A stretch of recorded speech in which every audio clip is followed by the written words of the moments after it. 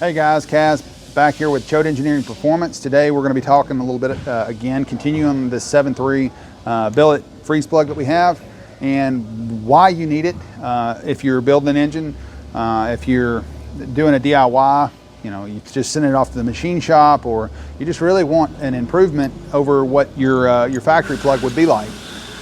They come from the factory with a press-in soft plug like this. This is basically the freeze plug because the casting on the engine is, because it's cast, they have to get the residue, the sediment, the sand, all that stuff has to be gotten out of it. So you have these holes in the block. A lot of guys think that the reason for that is so that, that if the block were to freeze and there were coolant in it, it would have something to push out and keep from cracking the block. That's not the purpose of it though. The purpose of it was for the manufacturer.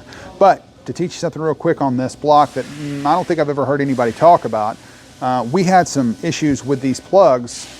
These plugs, the factory plugs, that were actually blowing out. And we would always notice when they would blow out, they would always blow out, it seems like, the same place each time.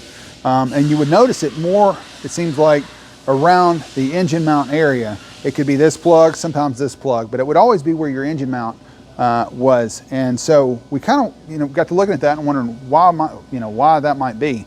So with a little bit of investigation, I can show you, we can do some testing today real quick. What this looks like though is the billet freeze plug, and the way that we've designed it does not blow out. This is just a press fit. So you'll take this plug and it's about a 15 thousandths press fit. Now this isn't the right one for the block because I want to show you, but it just presses into that hole there and it's retained through the press that's on it. To give you an idea, for those of you that aren't machinists and may not know what a 15 thousandths press fit looks like, that's about how much of a press is on it. That's 15 thousandths. If you see there at the needle, at the tip of the caliper, it's very little press that's on that. So any flexing that's done on the block can cause that to blow out. And what we're seeing as an engine goes down the road, if you've ever been sitting next to a big truck or across from a big truck at a crossing, and they go to take off, you'll notice the torsional load and the flexing of that big truck. Well, when we got to looking a little closer at the block, we noticed that there was a lot of flexing that was going on. And that's because, now let me say this, the reason for the factory plugs not being so much of a problem, not blowing out, is that the second time through, a lot of sediment, okay, and a lot of trash. These are older engines. I mean, the newest engine you could possibly get for a 7.3 would have been a 2003. That's 20 years old, 21 years old. So these blocks have seen a lot of rust and contamination and sediment. Even though we clean these things out, the problem with it is it's going to wind up causing an area, a hole that might not allow for as large a press fit as what originally was. So going back through on a remanufactured engine, that's always a cause for concern. If we take now though and we measure with an ultrasonic tester what the thickness of this block is, we'll find out really fast that this block's actually not as thick as some other blocks might be. The thickest part of that block is in the Y direction if we're looking at it this way. And if we measure that, you'll see we've got a 1/2 inch thickness there, which is pretty common. Every other block that we check, that's about what you're going to see. When we go and we check the fillet area right here by the block though, you can see the thinnest area of it is just a little over 1/4 of an inch, okay?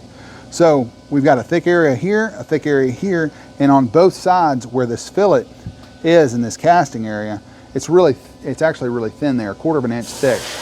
And so those are the areas that actually twist from this block. It flexes and we see these freeze plugs blowing out. Now what we've done to fix this, because Choate Engineering is all about solutions to OE problems, and in this case a lot of times a remanufactured problem maybe, is that we've designed these billet freeze plugs.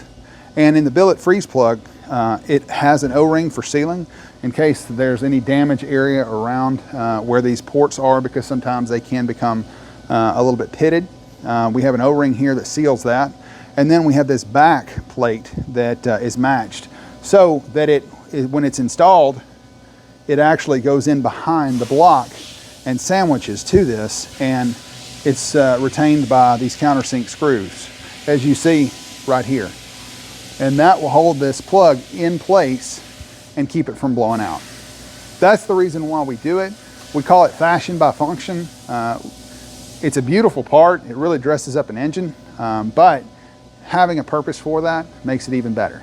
So if you're doing a build for your 7.3, you just send it to the machine shop, you're getting ready to put it back together, and you want something better than factory, give us a call. We can set you up with a set of billet freeze plugs. This way you don't have to worry about getting down the road and then losing all the coolant. Bad things could really happen if one of those plugs blows out. You're gonna lose all the coolant on the side of the road, end up having to have the truck towed. It could cause damage if you didn't see it and you continue to drive it and cause an overheating condition. So it could be a really, really big problem. But there's no reason to be concerned with that. Get a set of billet freeze plugs, be done with this, and never have a worry. Thanks for watching. See you next time.